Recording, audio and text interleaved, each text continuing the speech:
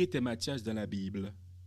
Après la mort de Judas Iscariote qui s'est suicidé parce qu'il a livré le sang innocent qui est Jésus-Christ, apôtre Pierre, le porte-parole des disciples, a déclaré dans les versets 16 à 21 du livre des Actes des Apôtres: Frères, il fallait que l'Écriture s'accomplisse.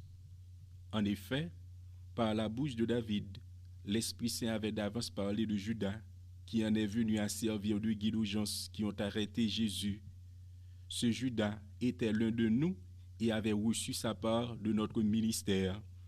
Puis, avec le salaire de l'injustice, il acheta un domaine. Il tomba la tête la première, son ventre éclata, et toutes ses entrailles se répandirent. Tous les habitants de Jérusalem en furent informés, si bien que ce domaine fut appelé dans leur propre dialecte Akeldama, c'est-à-dire domaine du sang. Car il est écrit au livre des psaumes que son domaine devienne un désert et que personne n'y habite, et encore qu'un autre prenne sa charge. Judas vient se perdre. Il lui faut un successeur pour reconstituer le collège des 12, selon la symbolique des 12 tribus d'Israël, selon Matthieu chapitre 19, verset 28. Les 11 ont évoqué le critère principal, mentionnant dans les versets 21 et 24 du chapitre 1 du livre des Actes des Apôtres, un témoin de la résurrection ayant suivi Jésus-Christ depuis son baptême jusqu'au moment de l'ascension.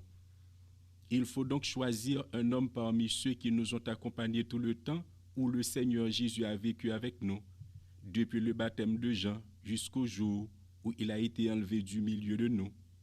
Il y en est un qui nous soit associé comme témoin de sa résurrection.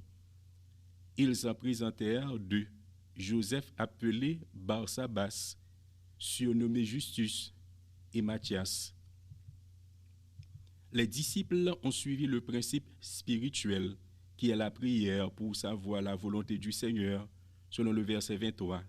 Ils firent cette prière: Seigneur, toi qui connais le cœur de tous, désigne lequel de ces deux hommes tu as choisi pour prendre part à ce ministère et à cette charge d'apôtre que Judas a abandonné pour aller à la place qui est la sienne.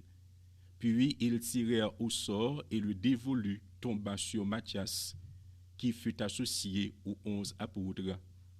Cet appel à la volonté de Dieu par le sort rappelle l'Urim et Tumim d'Israël selon Nombre chapitre 27, verset 21, Exode chapitre 28, le verset 30. Matthias est choisi par Dieu lui-même, le maître du sort et de l'existence. Il suivait Jésus depuis le baptême du Jourdain jusqu'au jour où le Christ fut enlevé au ciel. Aussi fut-il choisi par les apôtres après l'ascension du Seigneur pour prendre la place du traître Judas, être compté au nombre des 12 et devenir témoin de la résurrection. Certains théologiens ont ignoré le choix de Matthias comme apôtre parce que son nom et ses œuvres n'ont pas fait autorité. On peut dire que, puisque son choix a été déterminé par le Saint-Esprit et par la souveraineté de Dieu, son apostolat est authentique.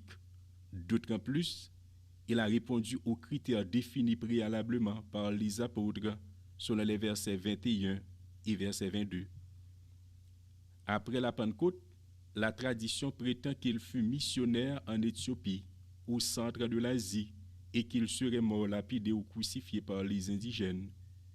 Ainsi, mes frères bien-aimés, soyez fermes, inébranlables, sachant que votre travail ne sera pas vain dans le Seigneur.